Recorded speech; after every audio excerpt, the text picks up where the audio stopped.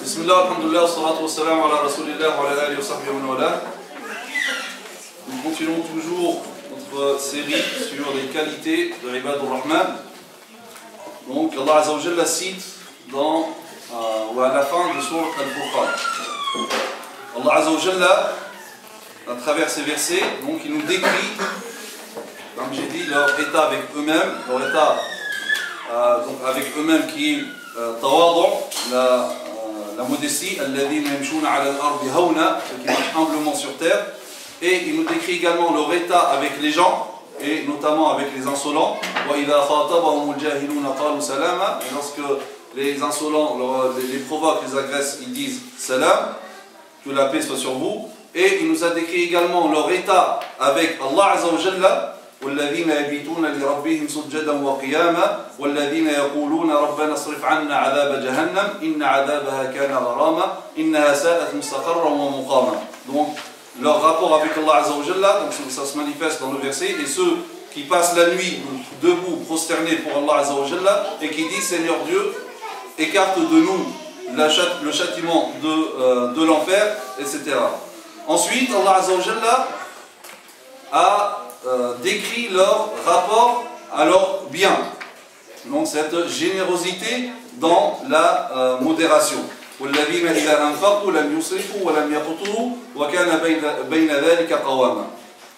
Donc ça c'est le rapport de ces croyants, de Ibad al-Rahman, avec les exigences d'Allah Azza wa Jalla, les ordres.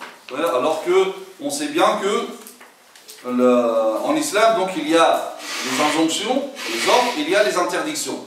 Donc là, on a vu les qualités de Ibad al-Rahman par rapport à ce qu'Allah Azza wa Jalla demande. Donc maintenant, nous allons voir les qualités de Ibad al-Rahman par rapport à ce qu'Allah Azza wa Jalla interdit. Et donc, Allah Azza wa Jalla commence cette partie de qualité en disant وَالَّذِينَ لَا يَدْعُونَ مَعَ اللَّهِ إِلَهًا آخَرَ. Donc, et ceux qui n'invoquent pas avec Allah Azza wa Jalla donc une autre divinité. Donc parmi les qualités de Ibad al-Rahman, al-Tawhid, l'unicité, le monothéisme pur. La yad'una ma'a Allah ilahan akhar. Donc c'est-à-dire que ils agissent, ou bien leur comportement est complètement différent du comportement des idolâtres. Donc c'est-à-dire qu'ils n'adressent pas leurs invocations à autre qu'Allah Azza wa Jalla. Or, l'imploration, le dua, ceux qui n'implorent pas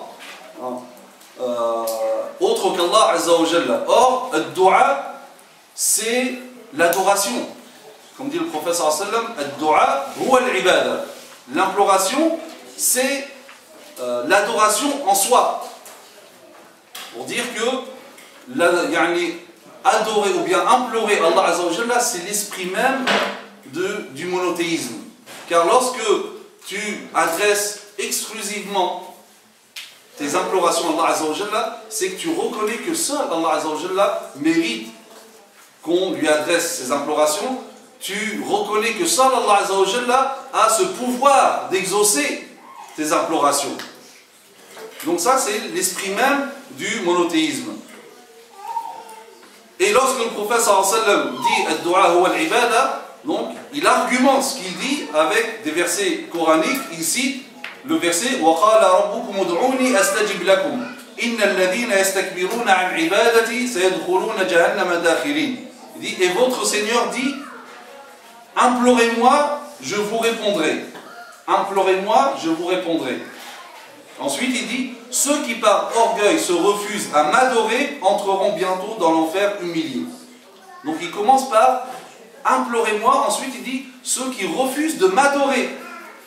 Donc vous regardez comment il a mis le terme imploration à la place d'adoration et adoration à la place de l'imploration, pour dire que effectivement l'imploration c'est l'adoration même, c'est-à-dire ça exprime l'esprit même de l'adoration et donc de tawhid.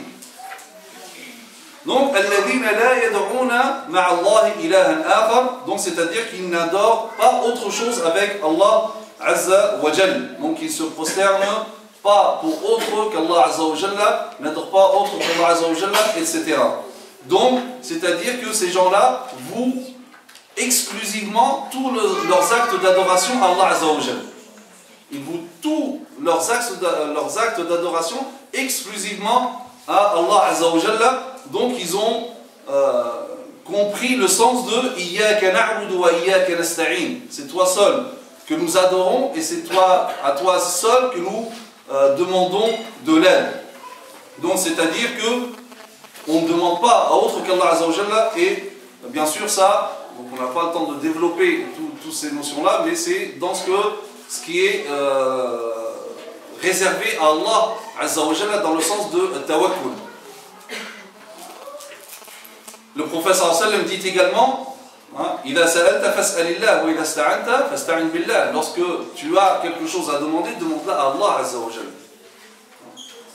Et lorsque tu demandes de l'aide, demande l'aide à Allah Azza wa Jalla. Et en réalité, le tawhid, sans rentrer dans tout le détail, c'est pas le but de faire un cours sur l'aqidah, mais d'une manière générale, le tawhid il est divisé en deux grandes catégories. Donc, ce qu'on appelle tawhid al-rububiyya, sans rentrer, comme je dis, dans les détails des définitions, des appellations, on peut être d'accord ou pas, ou d'autres appellations, peu importe, c'est pas le débat, c'est pas le sujet. Donc, il y a tawhid, donc l'unicité de la divinité, et il y a l'unicité de l'adoration. Donc, on ne parle pas du troisième qui est l'unicité des noms et des attributs, parce que ce n'est pas le sujet, et d'ailleurs certains le font montrer même dans l'unicité de la divinité. Donc tout d'abord, tawhid, tawhid al-rububiyya, l'unicité de la divinité, c'est de croire d'une manière ferme qu'Allah Azza wa Jalla est le seul Seigneur et qu'il n'y a pas un autre Seigneur, un autre maître de l'univers à part lui. Dans la langue arabe, le terme Rabb veut dire Al-Malik al-Mudabbir. Rabb, Seigneur, donc c'est celui qui possède, le détenteur. Et Al-Mudabbir est celui qui gère, celui qui dispose. Pour ça, on dit de quelqu'un, on dit Rabbul Bayt. Rabbul Bayt, c'est-à-dire qu'il possède la maison, son utilisation, et il dispose, il administre ce bien comme il le veut. Donc, croire qu'Allah Azza wa Jalla est Rabb, est le Seigneur et le maître de l'univers, c'est croire d'une manière ferme que Allah Azza wa Jalla est le seul créateur de l'univers, c'est le seul qui possède tout, détenteur de l'univers, c'est le seul dispensateur de tout bien, c'est lui qui peut attribuer la vie, la mort, le bien, le mal, et c'est lui qui administre tout l'univers comme il le veut, seul et sans associé. Donc c'est ça le tawhid al-rububiyya. Donc, c'est-à-dire que Allah Azza wa Jalla huwa al-fa'il al-mutlaq fi al-kawn. Donc le seul qui peut faire quelque chose dans l'univers, c'est Allah Azza wa Jalla. C'est lui qui administre tout, que ce soit donc, concernant la création, la modification des choses, etc. Tout provient d'Allah Azza wa Jalla seul et sans associé. Ça c'est une notion très importante. Des fois, bien sûr, lorsque je parle comme ça, tout le monde connaît ces notions. Mais elles se manifestent, elles doivent se manifester dans la vie de tous les jours. Donc, par exemple, lorsque je dis Allah Azza wa Jalla détient toutes choses, ça veut dire quoi? Allah détient toutes choses. C'est-à-dire, si jamais il arrive que je perde quelque chose, ou quelqu'un que j'aime dans la famille, il y a certaines personnes qui se retournent contre Allah Azza wa Jalla. Oh Allah, qu'est-ce que j'ai fait? Pourquoi il m'a fait subir telle chose? Alors qu'il connaît tout ce que je viens de dire théoriquement. Mais en fait, son cœur n'est pas imprégné de tawhid. Parce que s'il croit que toute chose appartient à Allah Azza wa Jalla, donc toi-même tu appartiens à Allah Azza wa Jalla, tes parents, tes enfants, tous ceux qui sont autour de toi, tes biens, tout appartient à Allah Azza wa Jalla. Donc lorsqu'Allah Azza wa Jalla reprend son bien, est-ce qu'il y a une injustice? Quelqu'un qui te confie quelque chose, dit tu me confies ça, je vais revenir le prendre quand je veux. Tu peux prendre cette chose-là, tu t'es attaché, tu t'es habitué. Lorsque la personne vient revenir la prendre, est-ce qu'elle est injuste vis-à-vis de toi? Non. Et de même, Allah Azza wa Jal, tout lui appartient. Il dit non, mais là c'est injuste. Allah ne peut pas être injuste. Parce que lorsqu'on dit injuste, c'est-à-dire qu'il a transgressé des lois. Donc quelqu'un lui a fixé des lois qu'Allah a transgressées. Il faut savoir de quoi on parle. On dit que c'est Allah Azza wa Jal qui administre tout l'univers. Comment tu dis qu'il est injuste? Or, l'injustice, c'est le fait de transgresser des lois. Donc tu admets qu'il y a, je ne sais pas, une autorité qui aurait fixé des lois à Dieu. Et l'injustice aussi, c'est le fait de disposer quelque chose qui ne t'appartient pas. Je ne sais pas, je prends une feuille, je fabrique, je ne sais pas, un avion, hein, et une fois que j'ai joué avec, hein, finalement, après, je change d'avis, je déchire, je jette à la poubelle. La feuille m'appartient, tout m'appartient. Est-ce que j'ai commis une injustice? Non. Par contre, si je prends la feuille de quelqu'un et je le fais, et je déchire, ça, je commets une injustice. Mais on parle d'Allah Azza wa Jal, tout lui appartient. Donc, quelle que soit la chose qui peut te faire, ça ne peut pas être de l'injustice. Il fait de toi ce qu'il veut. Tu appartiens à Allah Azza wa Jal. Et ça, c'est très important de remettre les choses comme ça dans leur place par rapport à ta place de servitude vis-à-vis d'Allah Azza wa Jal. Donc, le tawhid, c'est pas juste de la théorie. En général, ça, on connaît tous. Mais au moment des épreuves dans la vie, il nous arrive de s'écarter de ce tawhid. Donc, ce tawhid, Rububiyya, donc l'unicité de l'adoration, c'est la base même du monothéisme, de tawhid. Parce que, effectivement, quand tu sais qu'Allah Azza wa Jalla, c'est le seul dispensateur de bien, c'est le seul qui peut gérer tout, qui administre tout, si tu es convaincu de cela, forcément, tu ne vas pas donc t'adresser à quelqu'un d'autre. Tu vas t'adresser uniquement à celui qui détient. Car effectivement, lorsque tu vas t'adresser à quelqu'un d'autre, tu vas voir un marabout, tu vas voir, on va te faire un gris-gris pour te protéger, etc. Donc finalement, tu es en train de dire qu'il y a d'autres personnes qui partageraient ce pouvoir avec Allah Azza wa Jal. Et c'est ça, donc, le shirk. Mais ce tawhid n'est pas suffisant parce que même les idolâtres du temps du prophète sallam le reconnaissaient. Si tu leur demandais qui a créé les cieux et la terre, ils te diront certes c'est Allah. Donc ils connaissaient ce genre de tawhid. قل من يرزقكم من السماء والأرض أم من يملك السمع والأبصار ومن يخرج الحي من الميت ويخرج الميت من الحي ومن يدبر الأمر فسيقولون الله. Donc قل dit qui vous donne votre subsistance des cieux et de la terre, ou qui possède l'ouïe et la vue et qui fait sortir le vivant du mort, le mort du vivant, et qui administre tout. Certes, ils vont te dire c'est Allah. Mais avec cette reconnaissance, ils ont attribué à Allah Azza wa Jalla des associés, d'autres divinités. Ils ont adoré des pierres, des statues, autre chose. Et pour se justifier, donc ils ont fait une comparaison entre Allah Azza wa Jalla et l'être humain. Il dit c'est comme les rois, etc. On ne peut pas y accéder directement, donc il faut passer par des intermédiaires. Donc pareil, on ne peut pas accéder directement à Allah Azza wa Jalla. Donc il faut passer par des intermédiaires. Et ces choses-là, on les adore en tant qu'intercesseurs. Et pour qu'ils nous rapprochent d'Allah Azza wa Jalla. Il disait, on ne les adore que pour qu'ils nous rapprochent de Dieu. Or, c'est ça l'esprit même de shirk. Donc, ce premier tawhid al-rububiyya, donc, n'est pas suffisant, mais il faut qu'il soit associé à l'autre tawhid, l'unicité de l'adoration. Donc, c'est-à-dire que croire fermement qu'Allah Azza wa Jalla est le seul qui mérite d'être adoré. C'est-à-dire vouer exclusivement tous tes actes d'adoration, qu'ils soient externes, comme avec la parole istighfar, ou bien ruku', sujoud, la salat, le jeûne, zakat, le hajj, etc., ou des actes d'adoration internes, hein, le tawakkul, l'amour, etc. Tout cela doit être voué exclusivement à Allah Azza wa Jal.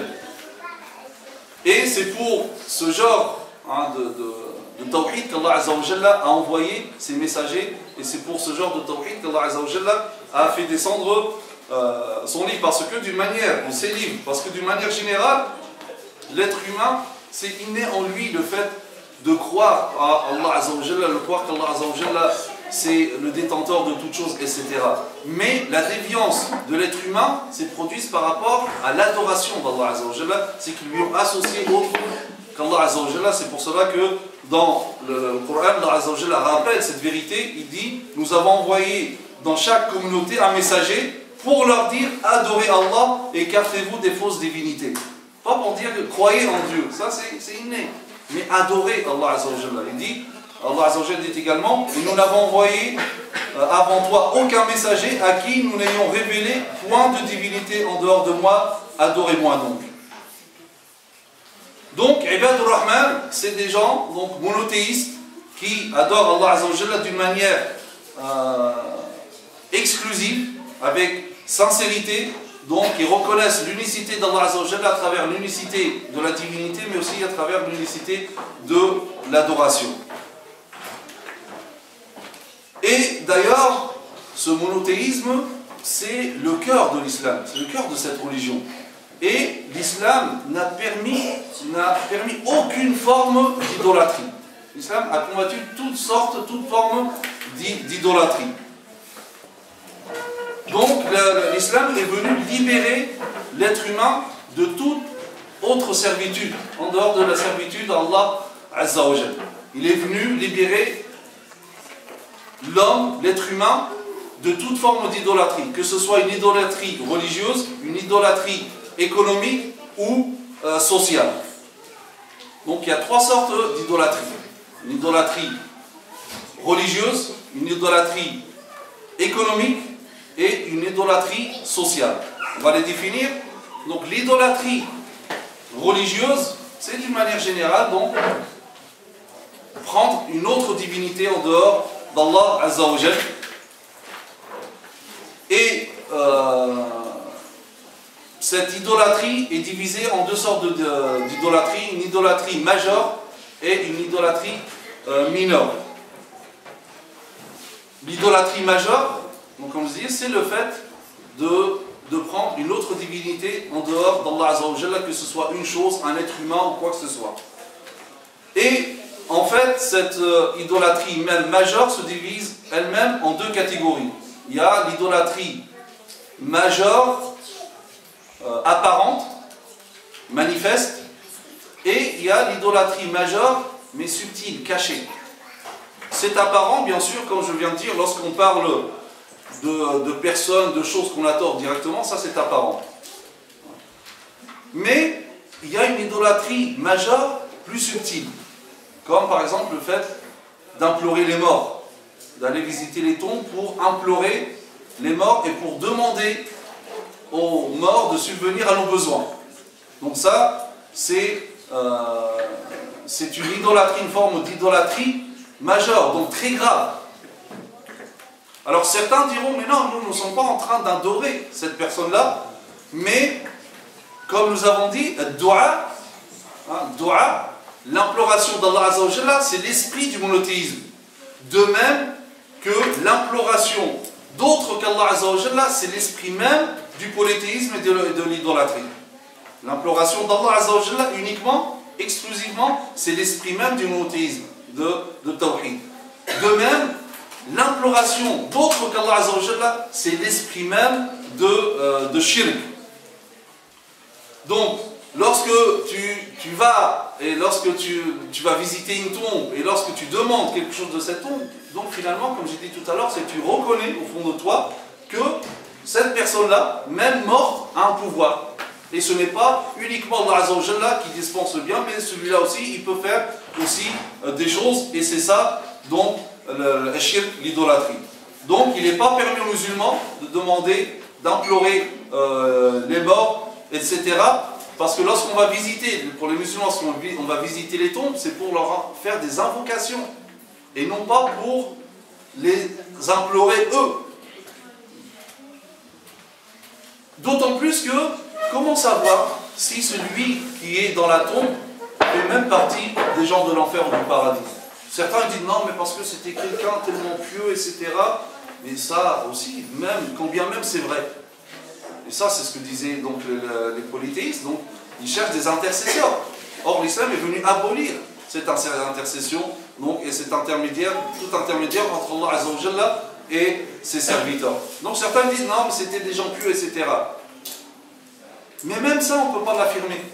Tu ne peux pas savoir si la personne qui est dans la tombe fait partie des gens du paradis ou de l'enfer, sauf si il y a un texte du prophète sallallahu par rapport, par exemple, à certains des compagnons du prophète sallallahu alayhi wa sallam. Par exemple, Uthman ibn Mad'un, l'un des grands compagnons parmi les premiers qui ont souffert donc, et qui ont été torturés pour l'islam. Lorsque il est décédé à Médine, il habitait chez une famille. Et lorsque il est mort, al-Ala al-Ansariya, donc la femme de la personne donc, qui hébergeait Uthman ibn Mad'un, ce grand compagnon, lorsqu'il est mort, cette femme, donc al-Ala, elle dit Rahmatullah alayka ya Aba Sa'ib, fa shahadati alayka anna Allah qad akramak. Dit oh Abu Sa'ib, qu'Allah donc te fasse miséricorde, je témoigne qu'Allah Azza wa Jalla t'a honoré. Là, le prophète, lorsqu'il a entendu ça, a dit c'est qui cette femme qui se met à la place d'Allah Azza wa Jalla? Qui t'a dit qu'il l'a honoré alors que même moi, en tant que prophète, je ne sais pas ce qui va devenir de moi après la mort? Mais si on ne peut pas dire une telle chose de Uthman ibn Mad'un, l'un des plus grands compagnons, à plus forte raison, tous ceux qui sont, toutes les générations suivantes. Et encore, lorsque quelqu'un veut demander quelque chose, il faut demander donc au Créateur. Est-ce qu'un mendiant va demander à un autre mendiant? Tout être humain est mendiant comme toi vis-à-vis d'Allah Azza wa Jal. Le mendiant, il ne demande pas à un autre mendiant. Il va demander au Créateur, au dispensateur de tout bien. Et c'est pour cela que lorsque le prophète sallallahu alayhi wa sallam nous dit Ida sa'alta fas'alillah. Lorsque tu veux demander, demande à Allah Azza wa Jalla, demande à celui qui détient le pouvoir de donner ou ne pas donner. Et il y a, donc ça c'est l'idolâtrie majeure, donc on a vu les deux sortes, donc apparente ou cachée. Il y a aussi le shirk al-asghar, donc l'idolâtrie mineure. Donc celle-ci a beaucoup de formes, ça fait partie des grands péchés. Lorsqu'on dit idolâtrie mineure, ça ne veut pas dire que c'est quelque chose de banal. Non, ça fait partie des péchés majeurs. Celle-ci donc prend plusieurs formes, comme par exemple le fait de jurer par autre qu'Allah Azza wa Jal. Jurer par autre qu'Allah Azza wa Jal. Pourquoi c'est du shirk? Parce qu'en général, lorsqu'une personne jure, elle va employer donc le nom de la personne ou de la chose qu'elle aime le plus, qui est la chose la plus importante pour elle. Or, on a dit le fait de vouer tous les actes d'adoration exclusivement à Allah Azza wa Jalla, y compris les actes internes, c'est-à-dire l'amour, dans le sens où il faut placer l'amour d'Allah Azza wa Jalla au-dessus de toute chose. Si toi tu jures par autre qu'Allah Azza wa Jalla, c'est-à-dire que cette chose-là pour toi elle est plus importante qu'Allah Azza wa Jalla. Tu l'aimes encore plus que Allah Azza wa Jalla. Ou donc jurer par autre chose, autre qu'Allah Azza wa Jalla, jurer même par le prophète sallallahu alayhi wa sallam, c'est interdit, ou par le Kaaba ou par la Mecque. Quand on entend certains jeunes dire la Mecque et le Coran. Que ce soit les musulmans, des fois même des non-musulmans.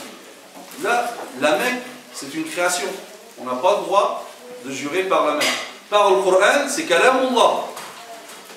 Donc là, Kalamullah, on peut, c'est comme si tu disais par Kalamullah, par la puissance d'Allah. Tout ça, c'est permis. Donc par le Coran, oui. Si on dit non, c'est comment? On dit que le Coran, c'est une création. Non. Kalamullah, ce n'est pas une parole créée. Donc on a le droit de dire le Coran. Par le Coran. Donc, c'est dans ce sens que le prophète sallallahu alayhi wa sallam dit Man halafa bi ghayri Allahi faqad kafar ou ashrak, quiconque prête serment par autre qu'Allah azza wa jalla a commis un acte d'incroyance ou d'idolâtrie. Il dit Man kana halifa falyahlif billah ou liyasmut, celui qui veut jurer, qu'il jure par Allah azza wa jalla ou qu'il se taise. Parmi aussi shirk al-asghar, le fait de sacrifier une bête pour autre qu'Allah azza wa jalla, comme dit le prophète sallallahu alayhi wa sallam, Allah maudit quiconque sacrifie une bête pour autre qu'Allah azza wa jalla. Le fait de porter des fétiches, des talismans, etc. Car là encore, c'est croire que ces choses-là, hein, comme beaucoup malheureusement de musulmans qui portent cette main, hein, comme Chirac avait dit, à la main de Fatima, hein, donc qui d'ailleurs n'est même pas d'origine musulmane, hein, ou bien un œil aussi, ça repousse le mauvais œil, ça repousse le djinn, etc. ou encore plus puissant lorsque tu as une main et un œil à l'intérieur. Ça c'est un décapant. C'est dire que ces choses-là ont un pouvoir de protection. Et donc tu les as associés à Allah Azza wa Jal.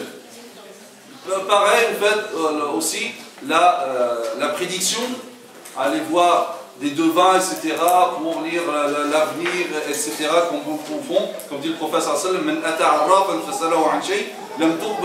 wa sallam, quiconque va ou s'adresse à un devin et lui demande quelque chose, sa salat ne sera pas acceptée pendant 40 jours. Ça ne veut pas dire qu'il ne va pas prier, non, il faut prier, mais ça comprend, pendant 40 jours. Et aussi lorsque le prophète sallallahu alayhi wa sallam dit Man ata arrafan aw kahinan fasaddaqahu bima yaqul faqad kafara bima anzala aw unzila ala Muhammad sallallahu alayhi wa sallam. Dit quiconque va voir un devin et croit sa prédiction, il a commis un acte d'incroyance vis-à-vis de ce qui a été révélé à Muhammad sallallahu alayhi wa sallam. Pourquoi? Parce que ce qui a été révélé à Muhammad sallallahu alayhi wa sallam, قُلْ لَا يَعْلَمُ مَنْ فِي السَّمَاوَاتِ وَالْأَرْضِ الْغَيْبَ إِلَّا اللَّهُ. Nul de ceux qui sont dans les cieux et la terre ne connaissent le ghaib, l'inconnaissable, l'invisible, l'au-delà, l'avenir, à l'exception d'Allah Azza wa Jalla. Donc si toi tu vas voir le devin, tu dis non mais lui aussi il sait. Donc tu ne crois pas au verset révélé à Muhammad sallallahu alayhi wa sallam. Et ce devin qui lui connaît tout, pourquoi il est toujours en général on le trouve dans une situation lamentable? Pourquoi? Et qui commence par lui-même. Des fois, on voit des petits papiers distribués et donc c'est pour tout problème de santé, de travail, d'amour, de tout. Tu dis, mais subhanallah, Allah Azza wa Jalla, il a pris la place de Dieu. Et en plus, il dit résultat garanti ou remboursé. C'est quoi? Shirk. Il y en a un, il s'appelait, une fois j'avais vu comme ça, il s'appelait Wallo. Ouais, il s'appelait tout seul, Wallo. C'est le monsieur Wallo. Ouais, oui, Wallo. Comme ça, il y avait une fois une personne qui a été voir un devin. Il disait, ah, toi tu connais l'avenir, etc. Et oui, il lui a donné une claque. Il lui a dit, celle-là, tu ne l'as pas vu venir. Si tu connais l'avenir, il fallait la voir, celle-là.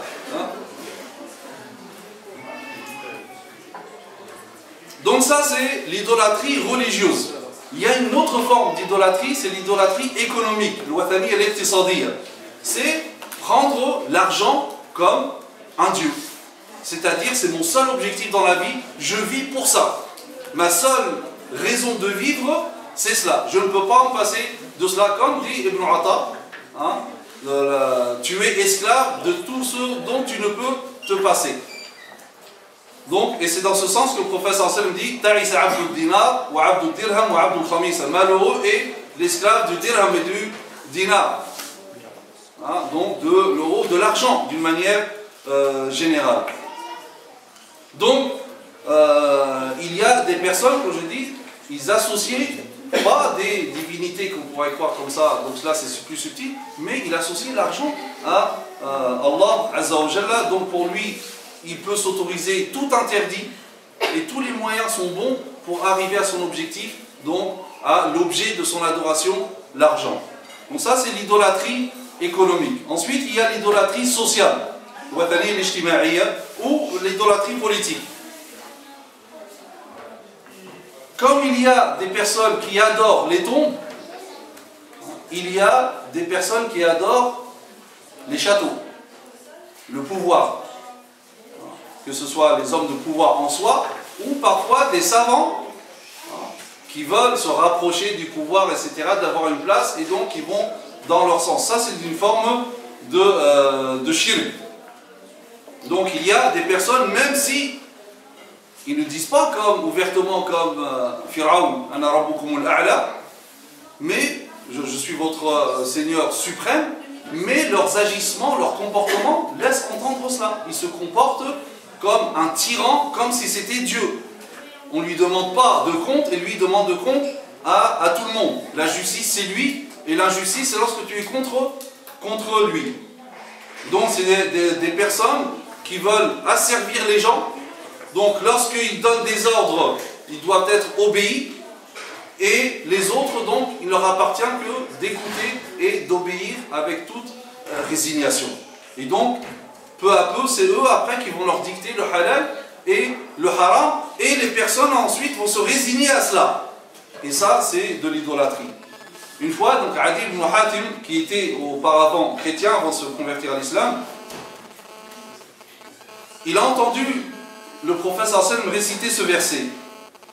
اتخذوا أحبارهم ورهبانهم أربابا من دون الله والمسيح ابن مريم وما أمروا إلا ليعبدوا إلها واحدا لا إله إلا هو سبحانه عما يشركون.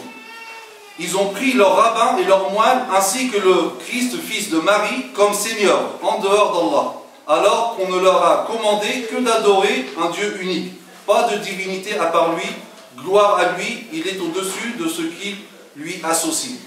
Là, Adi ibn Hatim, donc il dit, en réalité, ils ne les ont pas adorés, parce que lui, pour lui, adorer, c'est se prosterner, etc., devant eux. C'était ça pour lui, hein, l'idolâtrie. Et là, le prophète sallallahu alayhi wa sallam lui dit, oh, que si, au contraire. Pourquoi il dit, innahum harramu alayhimul halal, wa ahallu lahumul haram. Donc, eux, ils ont interdit le licite, donc ceux qui sont au pouvoir, et ils ont permis l'illicite, et les gens les ont suivis en toute soumission et résignation, et donc c'est ainsi qu'ils les ont adorés. Donc l'islam est venu donc libérer les hommes, les êtres humains de toute forme d'idolâtrie, que ce soit une idolâtrie religieuse ou économique ou sociale ou politique. Donc il est venu libérer l'être humain avec cette parole La ilaha illallah, il n'est de Dieu que Allah Azza wa Jalla. Donc ce slogan La ilaha illallah, c'est une déclaration de la liberté de l'être humain et des droits de l'être humain. Donc voilà cette qualité des serviteurs du tout miséricordieux, At-Tawhid. Donc At-Tawhid, mais comme j'ai dit, At-Tawhid, ce n'est pas une question uniquement de théorie, mais il faut le vivre, il faut le pratiquer dans la vie de tous les jours. أقول قولي هذا واستغفر الله لي ولكم وسبحانك اللهم وبحمدك نشهد أن لا إله إلا أنت نستغفرك ونتوب إليك وصلى اللهم على سيدنا محمد وعلى آله وصحبه وسلم تسليما كثيرا.